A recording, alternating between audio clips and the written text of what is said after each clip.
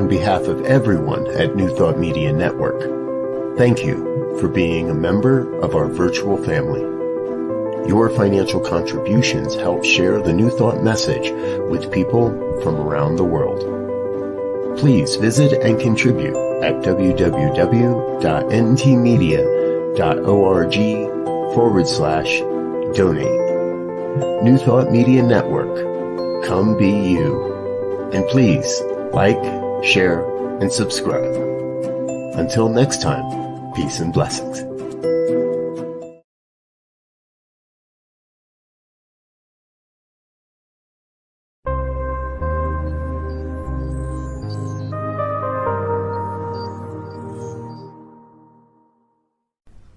New Thought Media Network.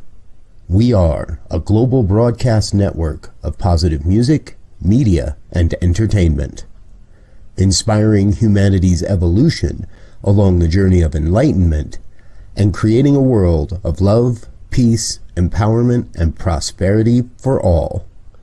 New Thought Media Network. Positively inspiring.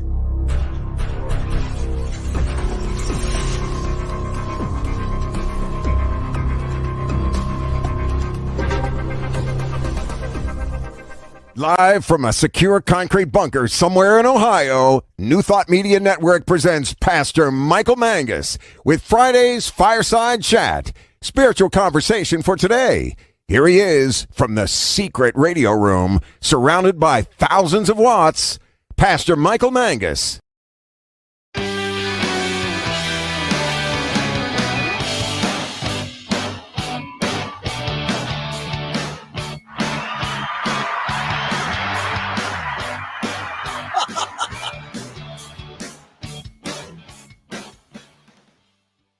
I love that I have an applause button. Well, hello there, everyone. From across the United States and also around the world, it is time once again for another fun-filled, thrill-packed, and yes, it is guaranteed, always exciting edition of the Fireside Chat here on the New Thought Media Network. I am Pastor Michael Mangus. I am broadcasting this evening from the super secret radio room, surrounded by thousands, and I mean thousands of watts, in the secure concrete bunker somewhere around Akron, Ohio. That is so top secret. Only one person.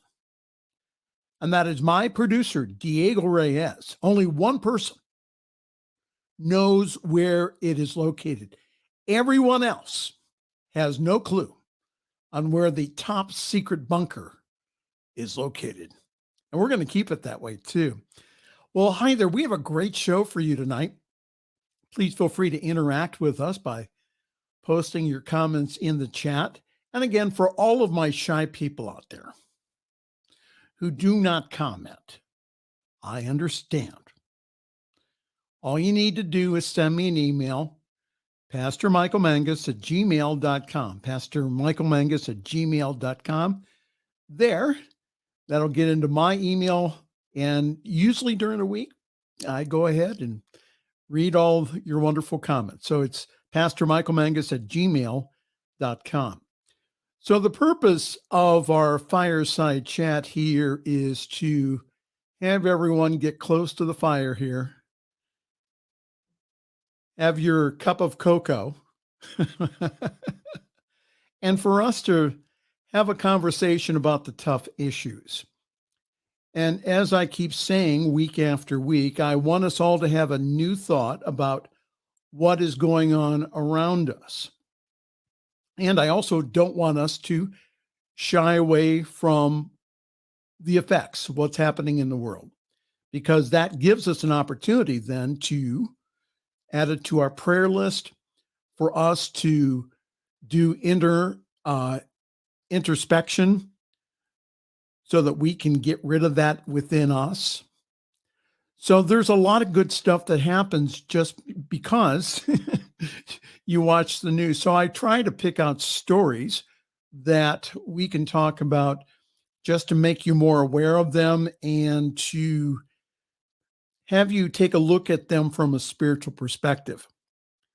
It is such an honor this evening to have with us, all the way from the capital city of Ohio, Columbus, Ohio, our My friend, author, practitioner, and ministerial student, Sara Awad, during the pandemic, what she did was she wrote a wonderful children's book called You Can Talk to God.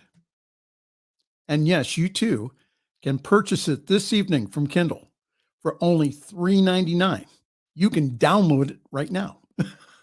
No, it's a great book. It's a great book for you to read yourself.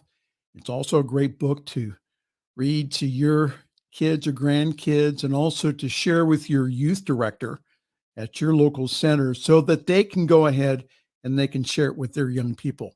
So Sara Awad will be with us, and her brand new book, You Can Talk to God. Hey, Diego, guess what? It's fall. My favorite time of year, when the temperatures outside are a little cooler and the leaves start to change color. Now, should I send Winston Churchill, the chief mascot here at the New Thought Media Network, Winston the pig, there he is. Should I send him a pumpkin? Does he like pumpkin? Yeah, I knew he loved pumpkin. So we'll have to make a special pumpkin run for Winston, who is our mascot here on the New Thought Media Network. All right, let's go into the news here. Some things to talk about from CNN. First of all, Hurricane Fiona. Canadians are bracing for what could be the strongest storm to ever hit their country's coast. Hurricane Fiona, which is already battering the Caribbean, is now forecast to brush by Bermuda before slamming into eastern Canada on Saturday morning. Residents in Nova Scotia and also the Prince Edward Islands are being warned to prepare for Fiona's impact. Let me say something. Hurricanes are nothing to mess around with. Again, if they're doing Category 4 or 5, do what your local officials are telling you to do. The Category 4 storm, which has already claimed the lives of at least 5 people and knocked out power for millions this week, will bring damaging winds, high waves, and heavy rainfall. So our prayers of protection are with our Canadian friends, of which we know that there's several communities up in Nova Scotia and also the Prince Edward Island. Also in the news, the Ukraine is back in there. Occupied parts of the Ukraine are voting in a sham referendum today on joining Russia. The referendums, which are illegal under international law, have been widely condemned by the West as illegitimate. Separately, long lines of traffic were reported at several of Russia's major land borders as Russian citizens attempt to flee the newly announced partial mobilization. Putin's trying to do the draft to try to get more people to go to fight his war in the Ukraine. Interesting. Again, we continue to support our brothers and sisters in Ukraine by praying for and also being peace. And we also continue to use our prayer power to speak words of peace to the other troubled areas in Africa and also in the Mideast.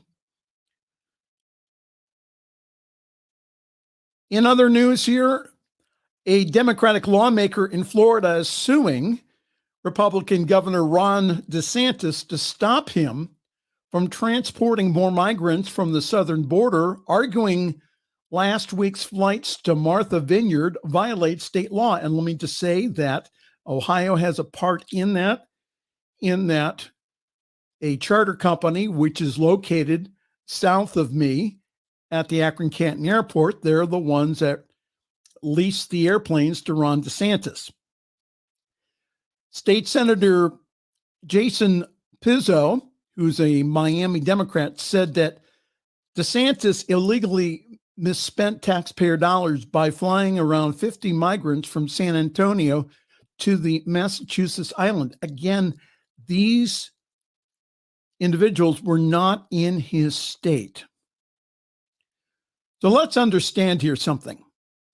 These migrants, as they are called, are all in the United States legally as they await decisions on their asylum applications.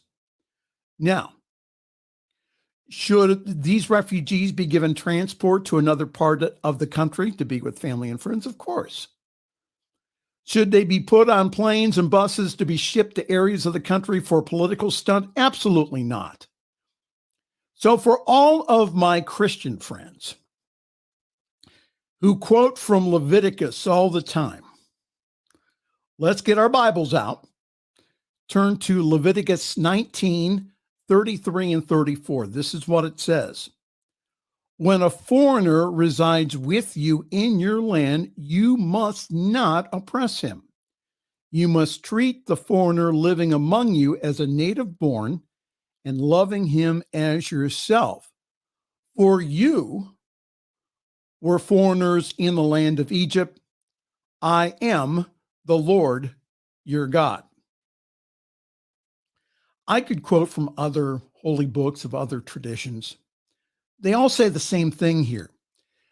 These individuals are fleeing their countries because of economic and political conditions. And I thought that the United States was made up of immigrants. My great-great-great-grandparents were immigrants to this country. So let us all call for humane treatment of all refugees. No, I'm not calling for open borders here. The individuals all being shipped to other parts of the country are here legally. Can we get that? They have or are going through an immigration process. Hi, you're watching the Friday evening Fireside Chat here on the New Thought Media Network. A couple of stories here. The Jewish University LGBTQ Club reaches a temporary truce in an ongoing legal battle. An LGBTQIA student organization and the Orthodox Jewish New York City University have all agreed to halt the enforcement of a court order requiring the student to recognize, or the school to recognize, the group as an official on-campus club while the school appeals its case. An appellate division of the of the New York State Supreme Court declined an appeal, and the university sought relief from the U.S. Supreme Court.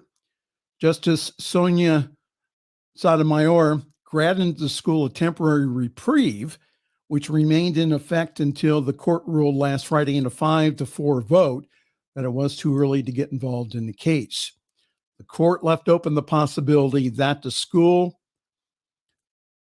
return once the case was heard in the lower courts. In a statement to the Christian Post last Friday,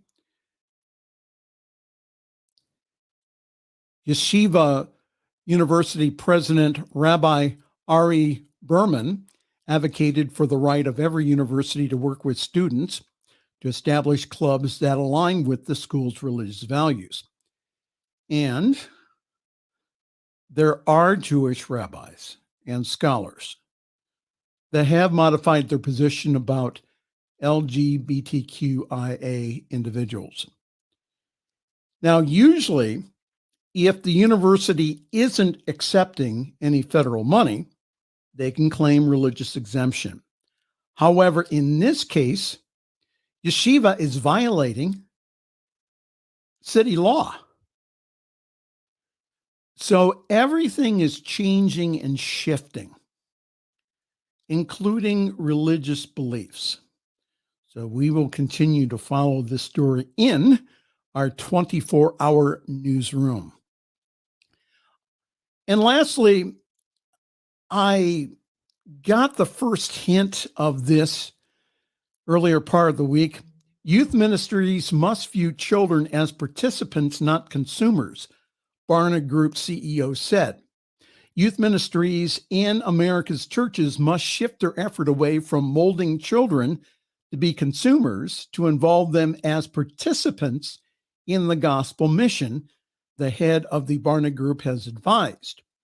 David Kinnaman, who leads the prominent faith-based polling firm founded by evangelical pastor George Barna, gave a video presentation on Thursday at the Awana Child Discipleship Forum about the 5 shifts he believes that are needed to renew children's ministries. I'm just going to go to the end here because this is what I saw the beginning of the week. In an earlier interview with the Christian Post, Awana CEO Matt Markins said he believed that churches needed to invest more in child discipleship,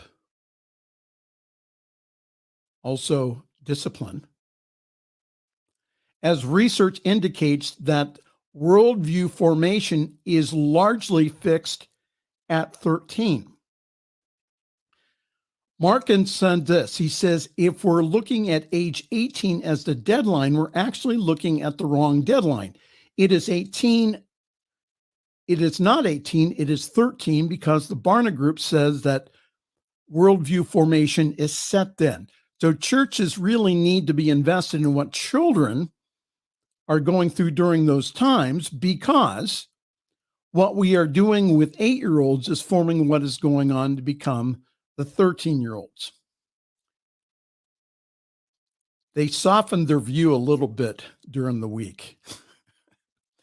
In other words, can we say brainwashing? So listen, I am all for youth religious education. Our youth material in CSL and also in Unity focus on having a healthy relationship with God, themselves, and also each other. So the leadership of these evangelical churches are saying that they have to shift the focus from education into indoctrination. May I offer a word of caution here? As individuals mature into adulthood, they are going to start noticing inconsistencies in what they were taught in church and at home. I like the word discipleship for adults because it calls us as spiritual individuals to deepen our beliefs. However, that's not for children now. So what are these churches going to do now? Again, this is a very slippery slope between education and also child abuse. And there are so many therapy and support groups now for individuals who grew up in evangelical and fundamentalist churches. As the individual matures, the faculty of choice will come into play anyhow. So what are these churches going to do now? They are frightened that they are going to lose the young people into the world, or that their congregations are dwindling. You may be able to force your child to have certain beliefs when they're younger. However, what happens when those beliefs change? And God forbid, what if your children come to you and say that they are gay or transgender? 2015, Diego. Is that still within the timeline? Okay. All right. Well, hi there. Welcome. This is the Friday evening Fireside Chat here on your New Thought Media Network. Pastor Michael Mangus with you. We have a few announcements here, and then we'll go to a break, and then we'll have on author, practitioner, ministerial student, Sara Awad, all the way from Columbus, Ohio. She'll be talking about her new book, You Can Talk to God, which is a brand new children's book that teaches little ones about our wonderful prayer form of spiritual mind treatment. You Can Talk to God.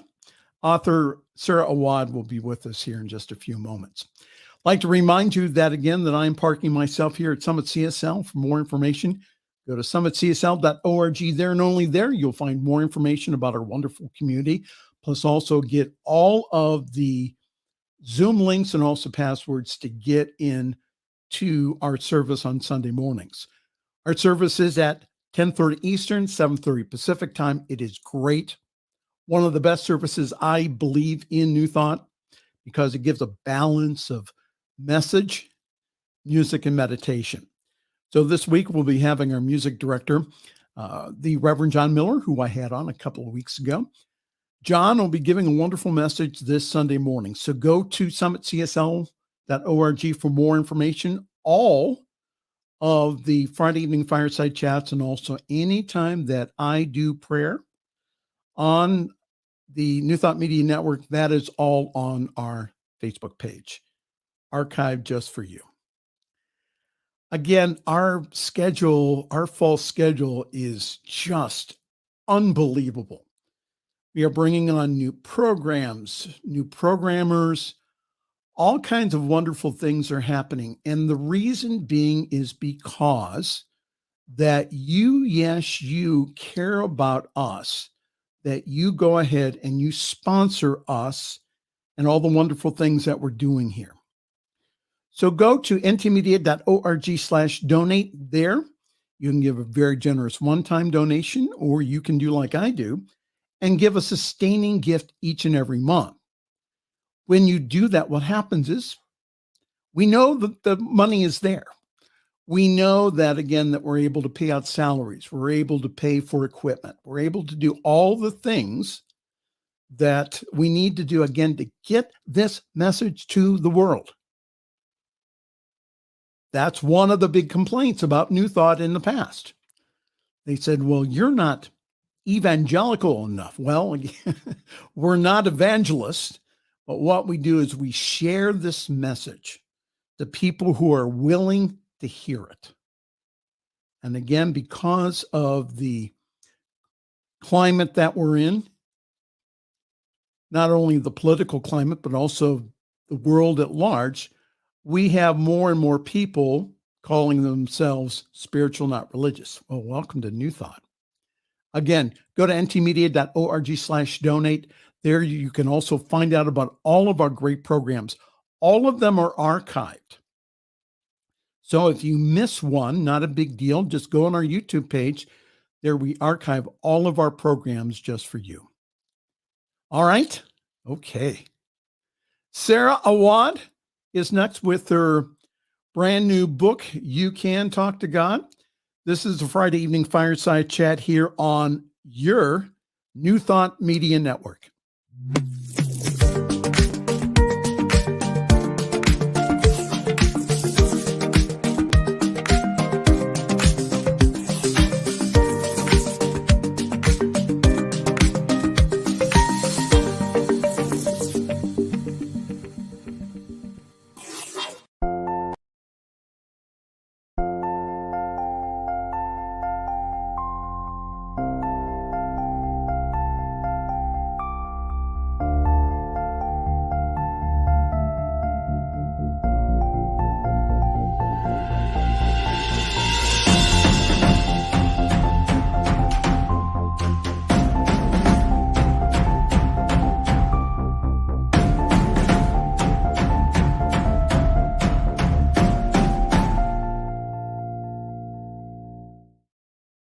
The views and opinions expressed by Pastor Michael Mangus are generally right.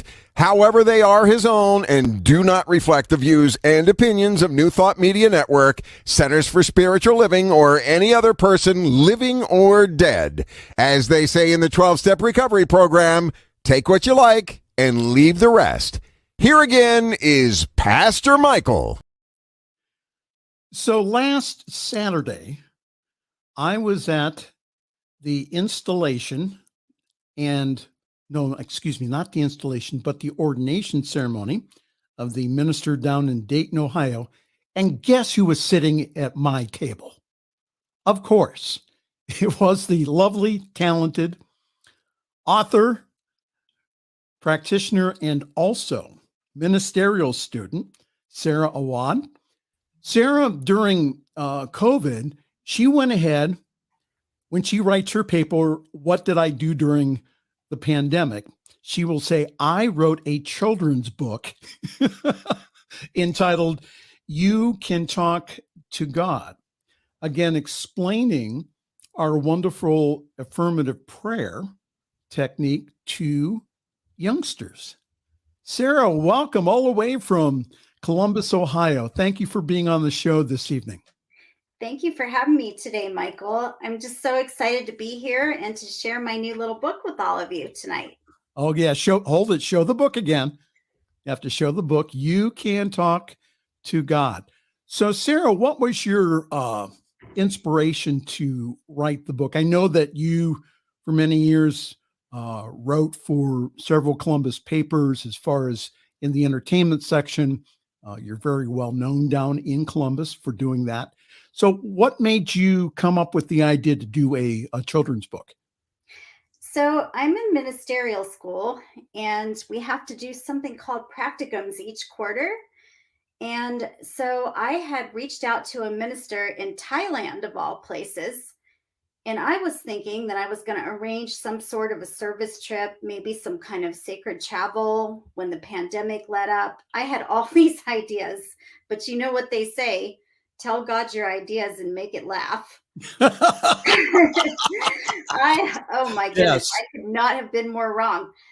This minister, unbeknownst to me, had been praying for a writer to show up, to arrive on the scene at her center in her world. And I guess I was the demonstration for that prayer, because when she found out that I was a writer, I had been writing for years in arts and entertainment. As you mentioned, I've written for Science of Mind magazine for a couple of years. That is my profession. When she found that out, she said, "Well, Sara, how do you feel about writing a children's book?" And I went, "Oh, okay. Well, I've never done that before, but let's give it a try. Let's see how it goes."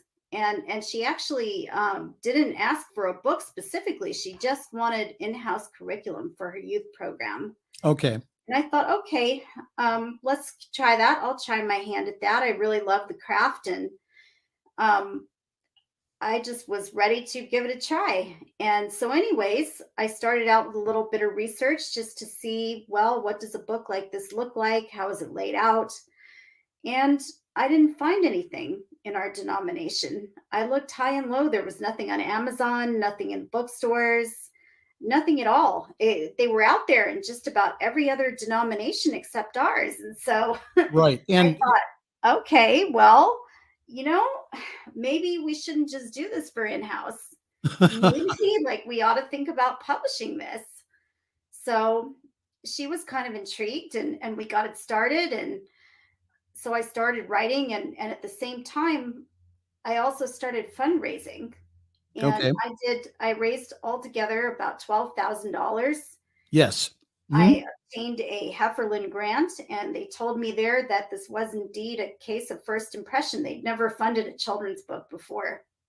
Because we don't have any children's books in our No, curriculum. So when in the curriculum, there are children's books that are recommended, that are close, but nothing to come close to what you wrote about. So what made you pick our affirmative prayer or spiritual mind treatment to teach children? So, as you know, Michael, affirmative prayer is one of our fundamental spiritual practices in New Thought. And in my opinion, the most foundational one. And I just really wanted to give children that gift of knowing that they can address God in a way that is empowering, that they're really talking to that inner wisdom that lives inside of them, rather than the traditional belief of praying to something outside themselves over which Yes. they have no control. And there are children in so many situations around the world. We have kids today in Ukraine Yes. that are living through a war. We have children in Kenya that are coming up through economic challenges. Hmm.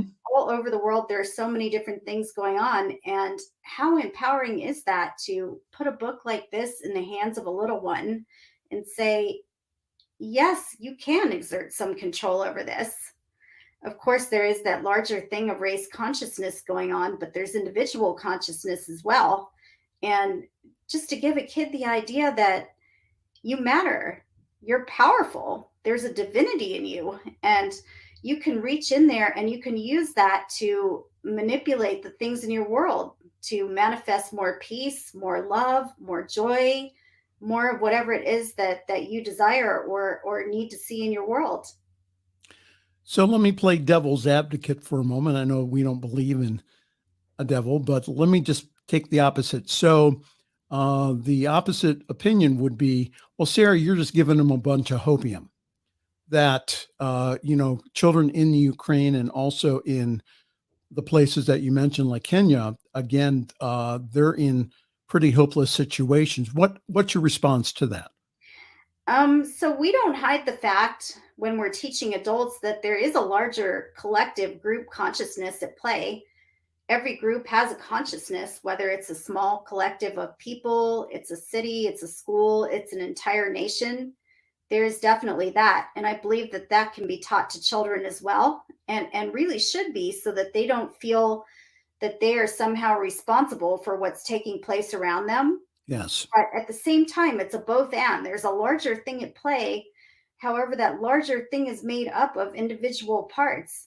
And what we want children to know is you can make small changes. You can make changes in your individual world. It might not stop that entire war. It may not pull an entire country out of poverty, but you can make small incremental changes in your own life insofar as you can expand your consciousness to make that experience a little better for yourself, or maybe a lot better for yourself, or even better for people around you. And we do that by teaching everyone, again, how to feel better.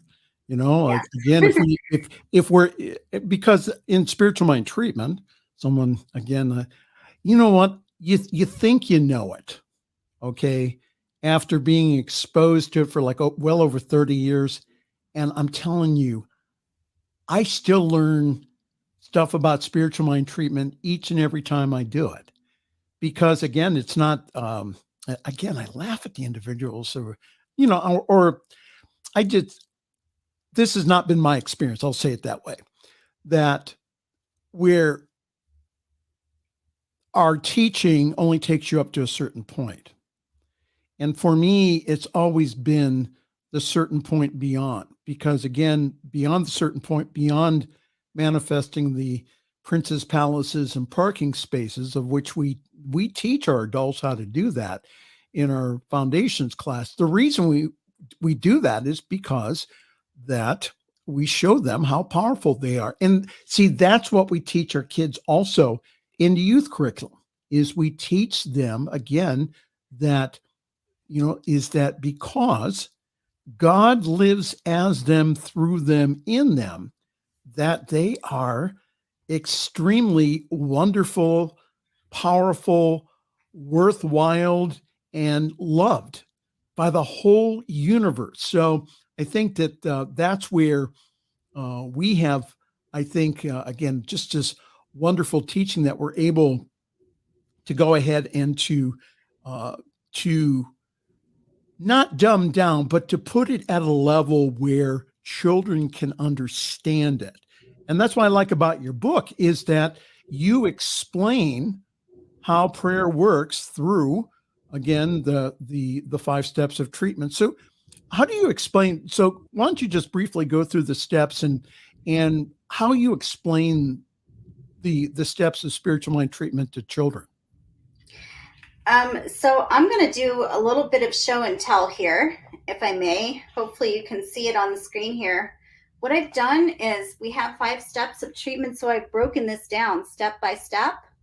Here in this first page, you're looking at the first step. God is all there is. And I've got it written out under there in rhyming verse. And it's very simplistic language so that even the youngest children can understand this. They can either read it, or if they're not reading it, a caregiver can read this for them. And we made a point when we laid this book out to have visuals. So for the children that are more visual, we got lots of different fonts going on. We've got the little illustrations there. And again, for the ones that are more auditory, it is in rhyming verse. Wonderful. Here's our second step. I am one with God. And you'll notice as you look at these pages that another thing that was like really important to me as an artist was to make sure that we got plenty of diversity in there. When this book was written, it actually started as an international project. It was meant for the children in Thailand. And so we began with the premise that we wanted to have an end product that would be culturally suitable around the world. Yes. That could potentially be translated into many, many languages, which is an intention of mine in the future. I believe we'll probably start with Spanish. And I also wanted to make sure that every child could see a little bit of him or herself there. So if you look at the illustrations, you'll see a mix of genders. You'll see a mix of different ethnic heritages there, different types of abilities. We've got a child signing there, one in a wheelchair. Yes. Diversity was very, very important to me. At the time that I wrote this, I actually was studying diversity in ministerial school. I had a class with Tracy Brown, who does a lot of diversity work in our movement. Thank you, Tracy, for teaching me and instilling me. Tracy watches our show, by the way. Hi, Tracy. Yes. Hi, Tracy, if you're watching. Thank you for that reminder of the importance of having plenty of diversity. So that was just something that was really, really important in the development of these materials. So what is your third step? So my third step, this is where we claim what we want to have out of our prayer treatment. And I'm going to show you that page. The third step, I claim my good. And this is where the children get to lay out, what is it that I want to experience right now? And I really believe that as children become more attuned to the good that is around them at all times, even when it's not always apparent on the surface, that they begin to become more skilled travelers along the path of manifesting more of those qualities into their lives. Absolutely. All right. So what is our fourth step here? I think it has to do something with gratitude or something like that. Yes. Thank you. We always say thank you.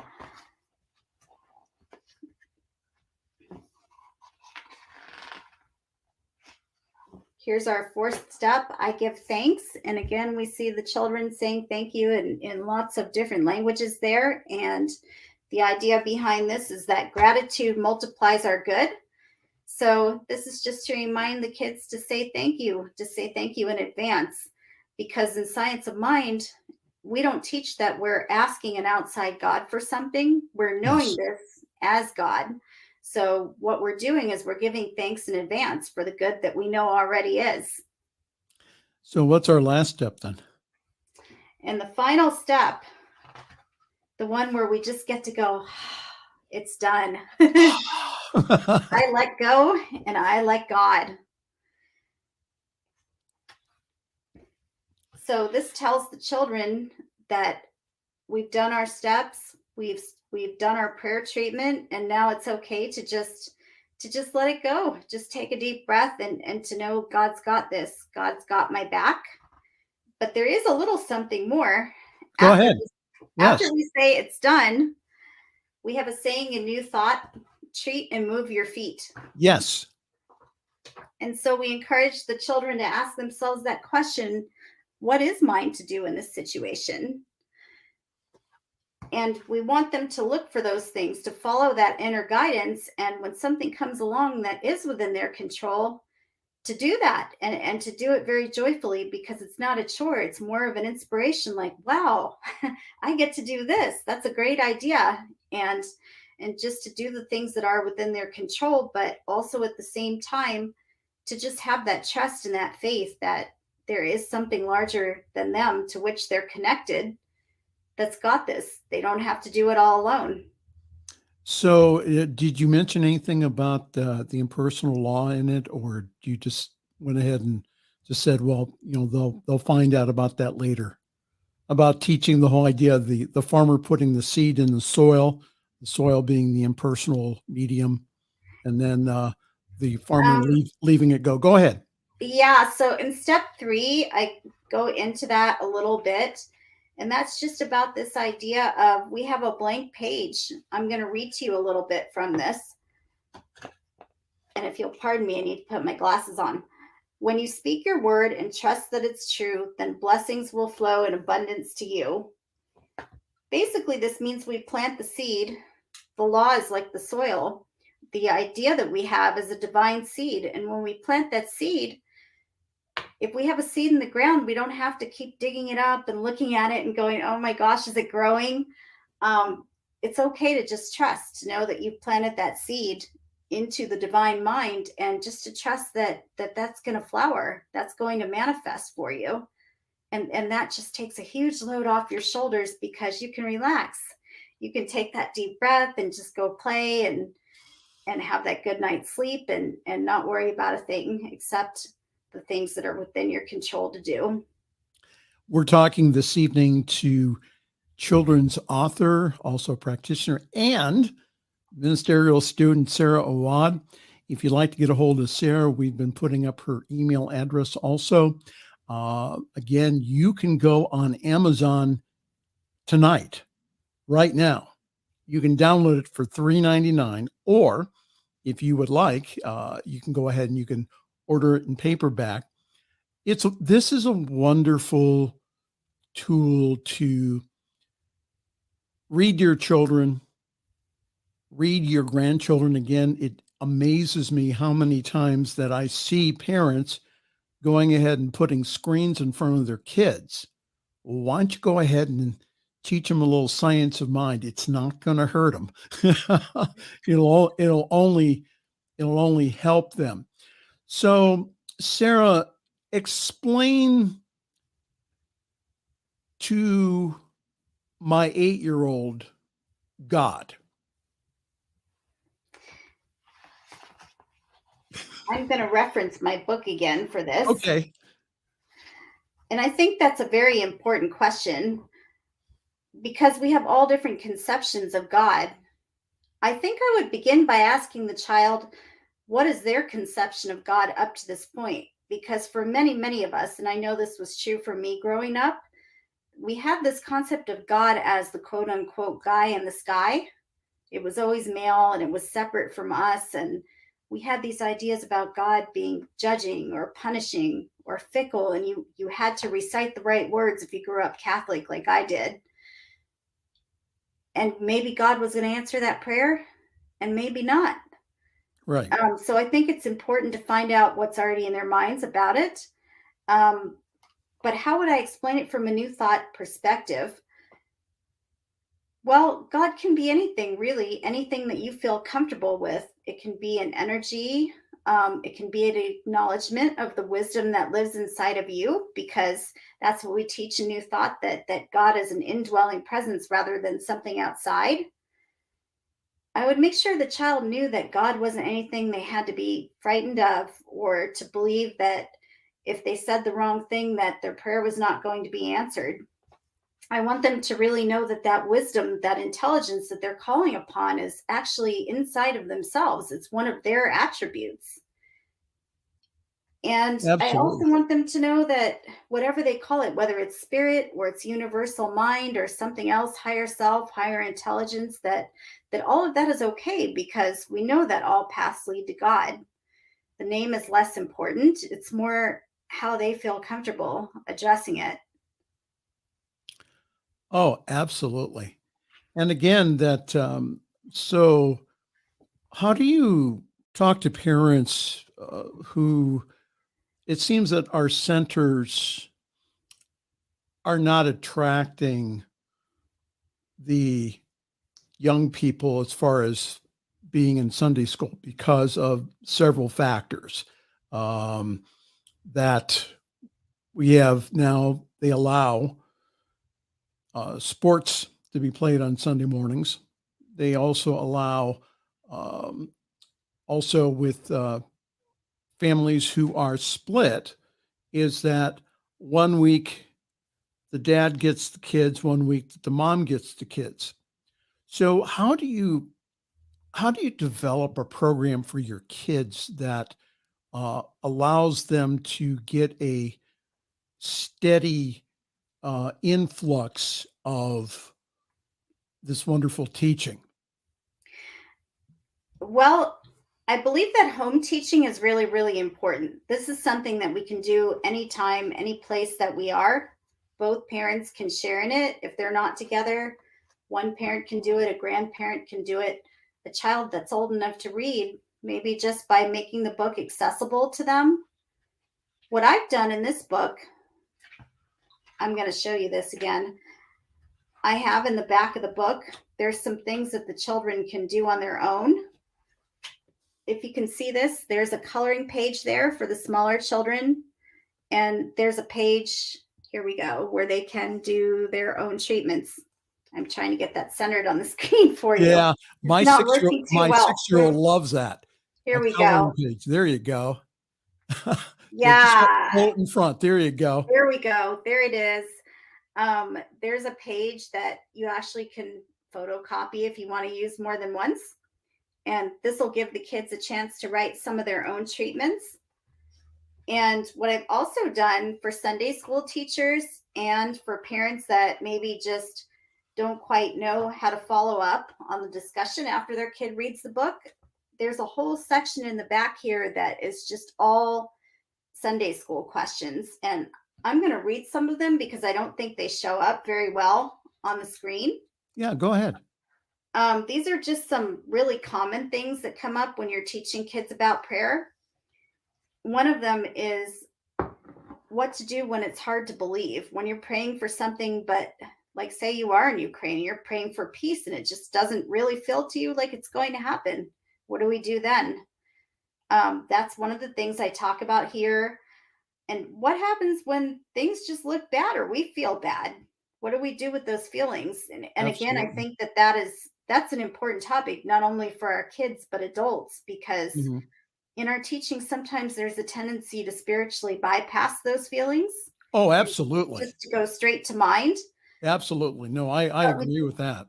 Yes, we do have that human side too. So we have to acknowledge, what do we do? Because we're going to feel bad sometimes. People get sick, people get hurt, people feel emotional about things.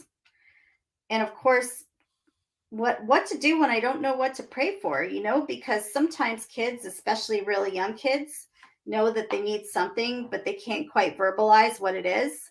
And they may be afraid, like, what words do I use? What do I say?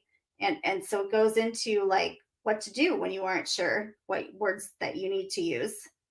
And I talk a lot about using our feelings rather than using words, because as Ernest Holmes taught us, our feelings, the emotion that we put into the prayer, the fire, as he called it, that's really what fuels that manifestation.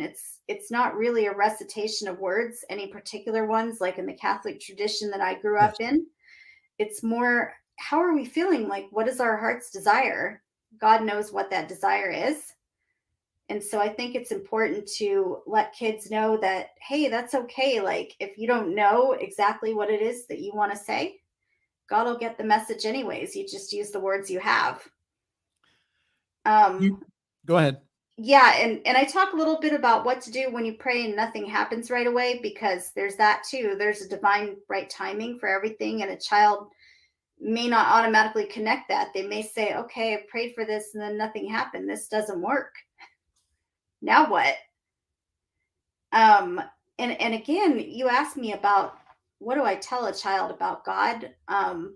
There's a little section here on what to do if you don't like the word God, because in our New Thought communities, we do have, more in some communities than others, but we do have a significant proportion of people that identify as agnostic. They don't like the G word. They don't use the God word. Other people simply find it triggering because of their experience in other religious backgrounds. Well, I'll just say what I do. Okay. So when I have individuals, what I tell them, again, that you are absolutely right. We for years have spiritually bypassed. Okay. We for years have gone ahead and just said, well, feelings aren't important. that is what I was taught when I first came into the science of mind and spirit. So now what I say also from when I give a Sunday lesson is that notice your feelings. If you're being triggered by anything, it's being brought up for you for healing.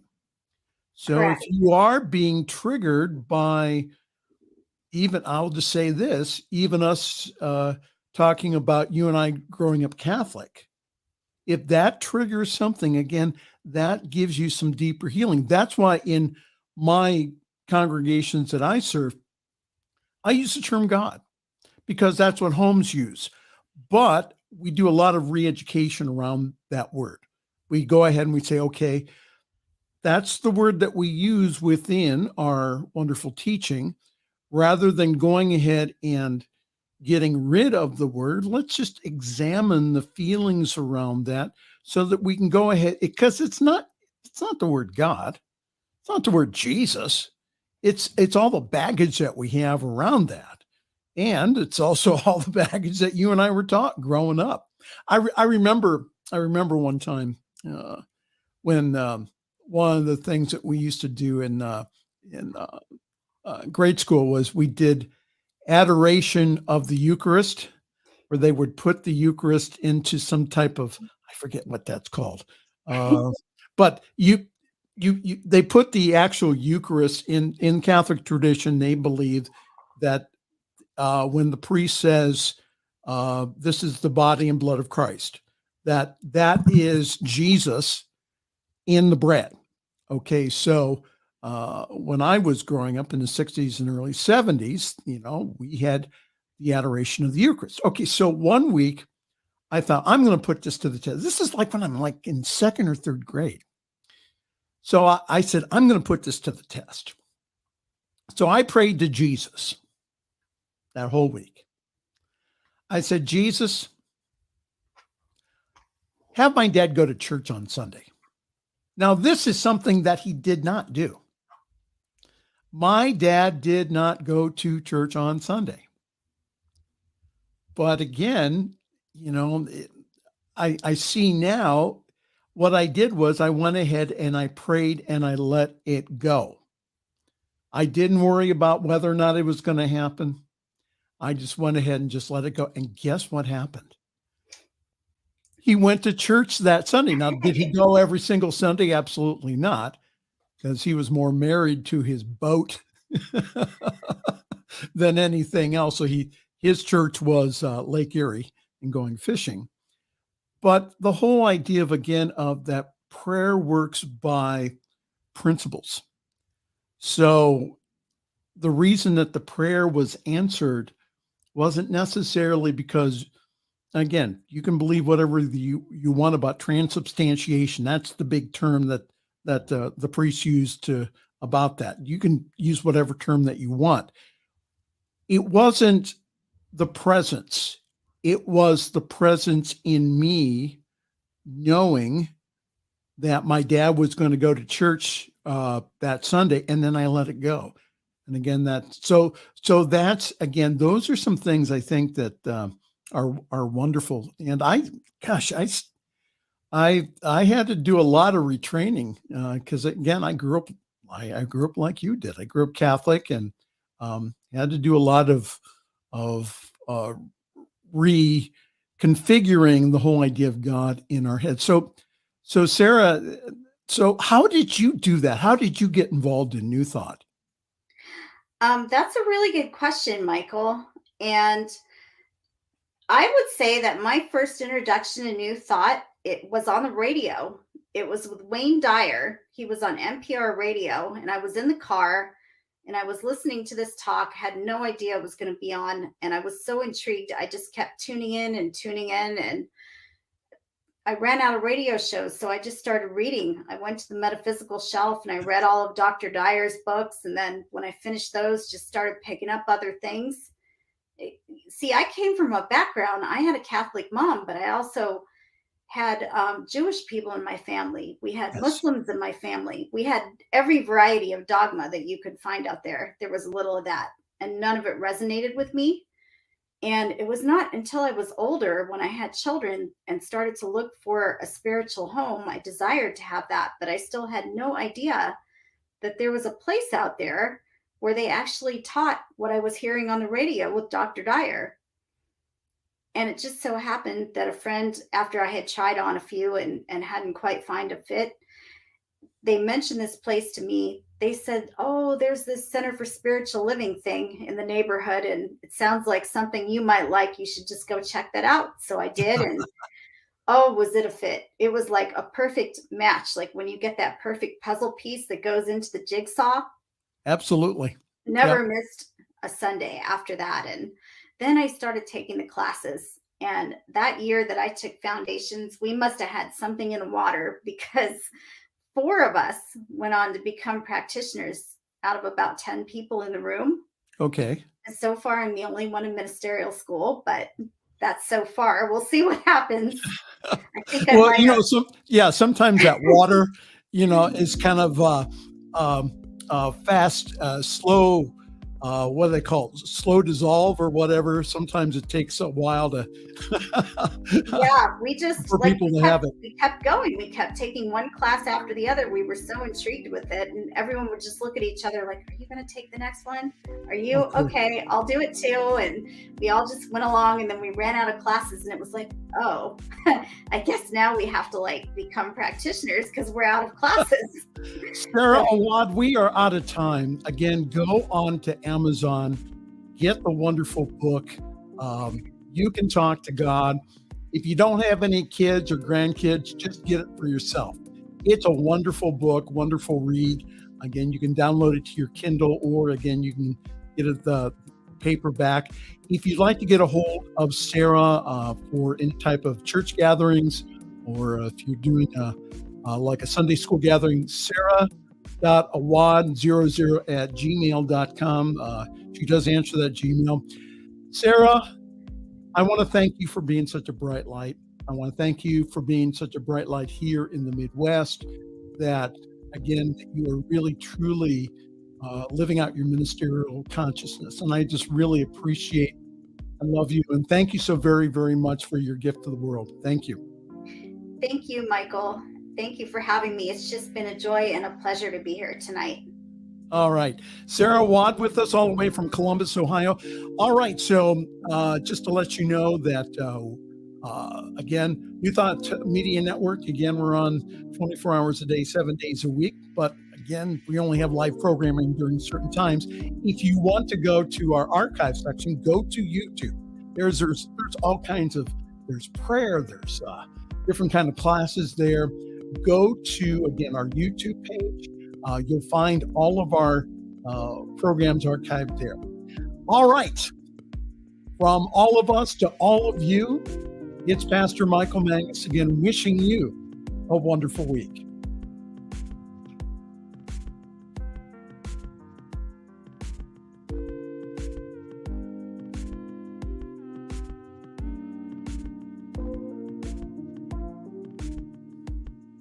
Thanks for joining us this evening for Friday's Fireside Chat with Pastor Michael Mangus. Join us again next week at 8 Eastern, 6 Mountain for more spiritual conversations for today.